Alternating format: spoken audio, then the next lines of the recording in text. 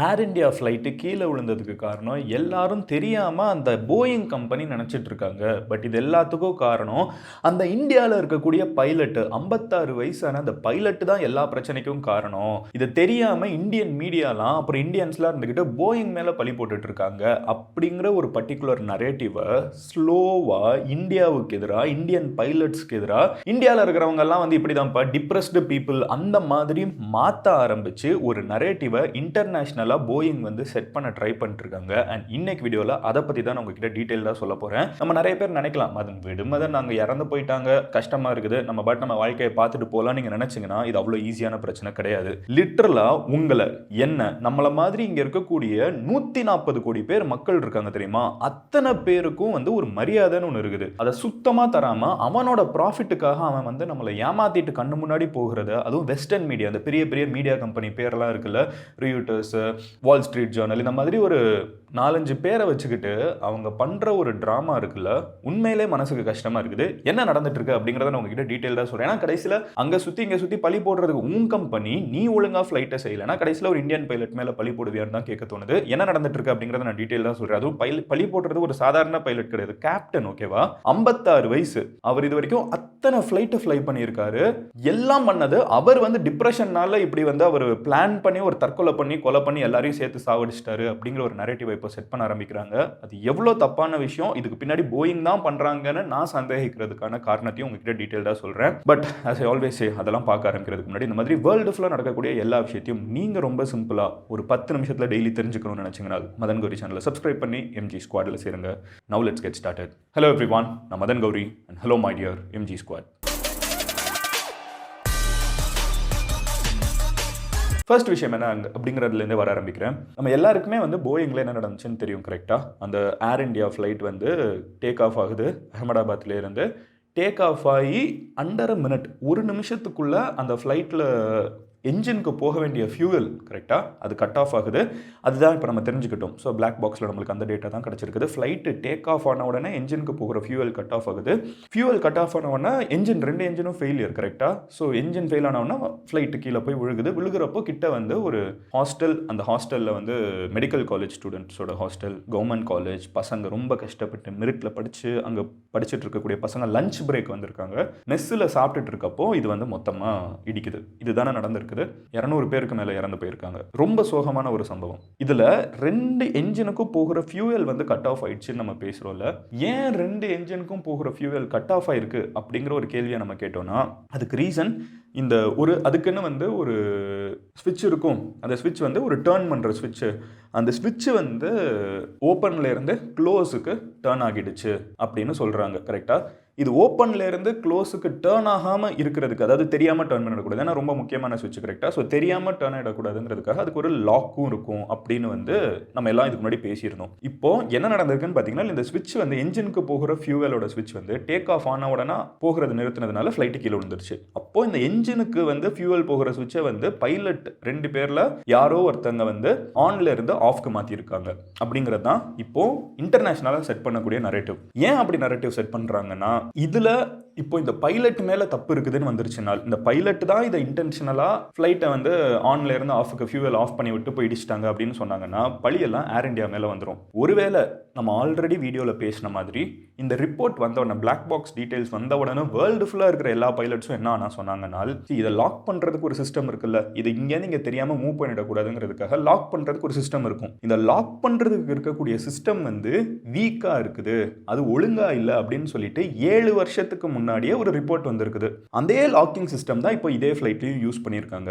இப்போ இந்த locking system வந்து வீக்காக இருக்குதுனால் அதை ஹோல்டு பண்ண வேண்டியது, ஒரு ஸ்விட்ச் இங்கே இங்கே போகுது, அது ஹோல்டு பண்ண வேண்டிய லாக் வந்து வீக்காக இருக்குன்னா அந்த டேக் ஆஃப் அப்போ அந்த ரன்வேல ஓடுற வைப்ரேஷன்ல இந்த ஸ்விட்ச் வந்து மறுபடியும் இப்படி வந்துரும்னு யார் சொல்லியிருக்காங்க? அமெரிக்காவில் இருக்கக்கூடிய அஃபீஷியல் ஏஜென்சி வந்து 7 வருஷத்துக்கு முன்னாடி ஒரு வார்னிங்கை கொடுத்துருக்காங்க.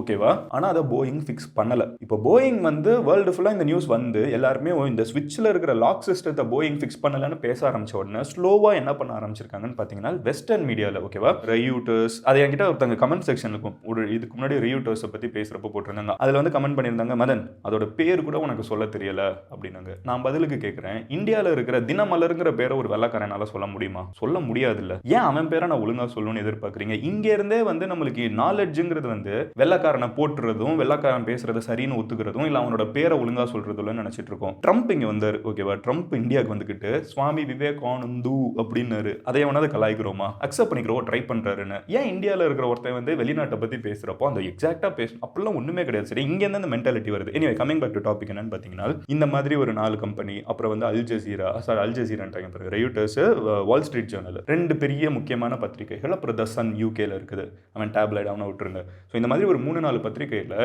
ஒரு லாஸ்ட் ஒரு 2-3 டேஸா ஒரு ஆர்டிக்கல் வர ஆரம்பிக்குது. அந்த ஆர்டிக்கல் என்ன சொல்றாங்கன்னா, கேப்டன் ஸோ உள்ள வந்து ஃப்ளைட்டுக்குள்ள வந்து 2 பேர் இருப்பாங்க கரெக்டா, ஒன்று பைலட் இன்னொன்று கோ பைலட். இதில் பைலட் ஓகேவா, அவருக்கு 56 வயசு, ரிட்டையர் ஆக போறாரு, செம்ம எக்ஸ்பீரியன்ஸ். ஒருவேளை ஸ்டார்டிங்ல வந்து பைலட் மேல தப்பு இருக்கான்னு யோசிச்சப்ப கூட எல்லாரும் என்ன யோசிச்சாங்கன்னா அது கோ பைலட் மேல தான் இருக்கு. பைலட் வந்து செம்ம எக்ஸ்பீரியன்ஸ்டு, பயங்கரமான ட்ராக் ரெக்கார்டு, அவ்வளோ ஃப்ளையிங் ஆஸ், பெர்ஃபெக்டான ஒரு கேப்டனாக இருந்திருக்காரு. ஆனால் இப்போ இந்த ரிப்போர்ட்ஸ் என்ன சொல்லுதுன்னு பார்த்தீங்கன்னா, நாங்கள் வந்து அந்த பிளாக் பாக்ஸில் இருக்கிற ரெக்கார்டை கேட்டோம், அந்த காக்பிட்டுக்குள்ள இருக்கிற வாய்ஸை வந்து கேட்டோம். அதில் என்ன சொல்லியிருக்காங்கன்னா, அந்த கோ பைலட் வந்து பைலட்டை பார்த்து கேட்குறாரு, என்ன இந்த வால்வு வந்து ஆஃப் ஆயிருக்குது அப்படின்னு கேட்டாரு. ஏன்னா இன்ஜினுக்கு போக வேண்டிய ஃபியூவல் வந்து டேக் ஆஃப் ஆனவனே ஆஃப் ஆயிருக்கு அப்படின்னு சொல்லி கேட்டாரு. அதுக்கு இந்த பைலட் இருந்துகிட்டு, மெயின் கேப்டன் இருந்துகிட்டு தெரியல அப்படின்னாரு. பட் தெரியலன்னா சொல்லுவாங்க, அவர் காமா தெரியலன்னு சொன்னாரு. அவர் எவ்வளவு பதறி சொல்லியிருக்கணும். அவர் பதறல அப்படிங்கிறதுல நம்ம என்ன புரிஞ்சுக்கலாம்னா, அவர் தான் என்ன ஆஃப் பண்ணிட்டாரு அப்படிங்கிறாங்க. இதுக்கு எந்த சாட்சியும் கிடையாது. அவர் ரியாக்ட் பண்ணது அவ்வளோ எக்ஸ்பீரியன்ஸ்டு, 56 வயசுல என்ன ஆஃப் ஆயிருக்கணும்னு அவர் வந்து பதறாம ஆஃப் ஆயிருக்கு, ஆமா ஆஃப் ஆயிருக்கு தெரியல, உடனே அவங்க மறுபடியும் ஆன் பண்ண ட்ரை பண்ணியிருக்காங்க. அதுவும் காக்பிட்டுக்குள்ள நடந்திருக்குது. ஆன் பண்ண ட்ரை பண்ணியிருக்காங்க, ஆனால் அதுக்குள்ள போய் கிராஷ் ஆயிடுச்சு தான் நடந்தது. இப்போ ஆனால் இந்த ரிப்போர்ட்லாம் என்ன சொல்லுதுனால், இவர் வந்து ரியாக்ட் பண்ணல, இவர் வந்து பதட்டமாக ரியாக்ட் பண்ணல. 56 வயசுல யாருங்க பதட்டமாக ரியாக்ட் பண்ணுவாங்க? இவ்வளோ எக்ஸ்பீரியன்ஸ், உடனே சால்வ் பண்ண தானே யோசிப்பாங்க. ஆனால் ஒரு பதட்டமாக ரியாக்ட் பண்ணல அப்படிங்கிற ஒரு விஷயத்தை முதல்ல வைக்கிறாங்க. ரெண்டாவது என்ன பண்ணுறாங்கன்னு பார்த்தீங்கன்னா, அங்கேருந்து இன்னும் ஃப்ளாஷ்பேக் போடுறாங்க. ஓகே, ஒரு பதட்டமாக ரிப்ளை பண்ணல, பட் யார் இவர் என்ன வேலை பார்த்துருக்காரு அப்படின்னு ரெக்கார்டு எடுத்து பார்க்குறப்போ எதுவுமே சொல்ல முடியல. க்ளீன் ட்ராக் ரெக்கார்ட், பயங்கரமான ரெக்கார்டு. அடுத்து என்ன பண்ணுறாங்கனால, அவங்க குடும்பத்தில் ஏதாவது சோகமாக நடந்திருக்கா அப்படின்னு பார்க்குறப்ப அவங்க அம்மா வந்து இறந்து போயிருக்காங்க. அவங்க அம்மா இறந்த சோகத்தில் அவர் இதை பண்ணியிருக்கலாம்னு சொல்லிட்டு மறுபடியும் ஸ்பெகுலேட் பண்ண ஆரம்பிக்கிறாங்க. அவருக்கு 56 வயசு, அவங்க அம்மாவுக்கு அட்லீஸ்ட் 70-80 வயசாவது இருக்கணும் கரெக்டா. அவங்க இறந்துட்டாங்கன்னு ஒரு பைலட் 56 வயசுல ஃப்ளைட்ல இருக்கக்கூடிய 200 பேர் போய் மறுபடியும் ஒரு ஹாஸ்டல் மேல இடிப்பாருன்னு இவங்க நம்மளை நம்ப சொல்றாங்க. மேபி 200 வருஷத்துக்கு முன்னாடி நம்ம வெள்ளக்காரங்களுக்கு அடிமையா இருந்தப்போ இதை நம்பிட்டு போயிடலாம். பட் இன்னைக்கு காமன் சென்ஸ் இருக்கிற எவனும் இதை நம்ப மாட்டான். பிகாஸ் அப்படி அவர் யோசிச்சிருக்காருனால், அதனால அவர் சோகத்தில் இருக்காருன்னா, அவர் மறுபடியும் வேலைக்கு வந்து சேர்ந்து நிறைய ஃப்ளைட்ஸ் எடுத்துட்டாரு. அந்த ஃப்ளைட்டெல்லாம் விட்டுட்டு ஏன் இந்த ஃப்ளைட் வரைக்கும் வெயிட் பண்ணணும்? இது ஒரு 10வது ஃப்ளைட் 15வது ஃப்ளைட் இருக்கும், அவர் திருப்பி வேலைக்கு வந்து சேர்ந்து அவங்க அம்மா இறந்து. அப்படி இருக்கிறப்ப ஏன் இதை பண்ணணும்? அவர் இன்னும் கொஞ்ச நாள் ரிட்டையர் ஆக போறாரு, ஏன் இத்தனை பேரை சேர்ந்து சாகடிக்கணும்? அப்படி அவர் யோசிக்காத ஒரு ஆளாக இருக்காருன்னா, அப்படி சுத்தமாக யோசிக்காத ஒரு ஆளாக இருக்காருன்னா, இத்தனை வருஷம் அவர் எப்படி ஒரு க்ளீனான ட்ராக் ரெக்கார்ட் இருக்கணும், பீப்புள் சேஃப்டியை முதல்ல வச்சிருக்கணும், மக்களுக்காக இவ்வளோ வேலை பார்த்துருக்கணும்னு நிறைய கொஸ்டின் இருக்குது. இதையுமே வந்து நம்ம அக்செப்ட் பண்ண மறுக்கிறோம். அண்ட் இந்தியாவோட பைலட்ஸ் அசோசியேஷன் இருக்குல்ல, அவங்க ரொம்ப ஸ்ட்ராங்காக இந்த ரிப்போர்ட்ஸ் எல்லாம் கிரிட்டிசைஸ் பண்ணுறாங்க. ரிப்போர்ட்டில் வந்திருக்கிறது இந்த கீ இங்கே நீங்கள் போயிருக்குன்னு மட்டும்தான் வந்திருக்குது. அப்புறம் அந்த லாக்கிங் சிஸ்டமும் பிரச்சனைன்னு வந்திருக்கு. இதை தான் பிளாக் பாக்ஸ் டேட்டாலேருந்து நம்ம தெரிஞ்சுக்கிறது. அண்ட் இன்டர்நேஷனலாக மீடியா ஹவுசஸ்க்கு வரதுக்கு முன்னாடி இந்த ஏஜென்சிஸ்லாம் சொல்கிற விஷயம். எந்த இடத்துல இருந்து நீங்கள் பைலட் மேலே பழிய போடுறீங்க? ஸோ இது பர்ஃபெக்ட் நரேட்டிவாக இருக்குல்ல. அமெரிக்கன் ஏர்கிராஃப்டை ஒரு இந்தியன் பைலட்டு தற்கொலை பண்ணுறதுக்காக யூஸ் பண்ணிக்கிட்டாருங்கிறது ஏன்னா ஈஸியாக நம்பிடுவாங்க. ஏன்னா அமெரிக்கன் ஏர்கிராஃப்ட் எப்படிப்பா இந்தியன் பைலட் பண்ணுவாங்கப்பா, அந்த மாதிரி ஒரு நரேட்டிவ் அவங்க செட் பண்ணுறது வந்து நம்ம எல்லாருமே இந்தியன்ஸாக இருக்கிற நேரத்தில் நம்ம எல்லாருக்குமே அகேன்ஸ்டாக இருக்குது. பை டிஃபால்ட்டே வெள்ளக்காரனா அவன் என்னப்பா தப்பு பண்ணிட போறாங்கிற ஒரு ஆஸ்பெக்ட் இவங்க ஏன் பண்ணுறதுக்கான வாய்ப்பு இருக்குங்கிறத நான் சொல்கிறேன். போயிங் வந்து வேணும்னே பிளான் பண்ணுறதுக்கு வாய்ப்பு இருக்குது. நம்ம கொஞ்சம் ஃப்ளாஷ்பேக் போட்டு பார்ப்போம். கொஞ்ச நாளுக்கு முன்னாடி லயன் ஏர்கிராஃப்ட்னு ஒன்று இருக்குது. அந்த ஏர்கிராஃப்ட் வந்து இடிஞ்சிருச்சு ஓகேவா, பெரிய உயிரிழப்பு, நிறைய பேர் இறந்து போனாங்க. ஈவன் எத்தியோப்பியாலேயுமே வந்து ஒரு ஃப்ளைட் வந்து இடிஞ்சு போச்சு. ரெண்டுமே போயிங் ஃப்ளைட் தான். எடுத்த உடனே போயிங் என்ன பண்ணாங்கன்னா, இந்த மாதிரி நியூஸ் ஆர்டிகல்ஸாக வேர்ல்டு ஃபுல்லாக வர வச்சாங்க. எல்லா ஆர்டிகல்ஸுமே வந்து பைலட் மேலே தப்பு, பைலட் டிப்ரெஷனில் இருந்தார், அதனால இறந்து போயாச்சு. இன்க்ளூடிங் மலேசியன் ஏர்கிராஃப்ட் காணாமல் போச்சுல, அதை பற்றி நான் மறுபடியும் அப்டேட்டட் வீடியோ போடணும்னா கமெண்ட் செக்ஷனில் மலேசியன் ஏர்கிராஃப்ட்னு டைப் பண்ணுங்க.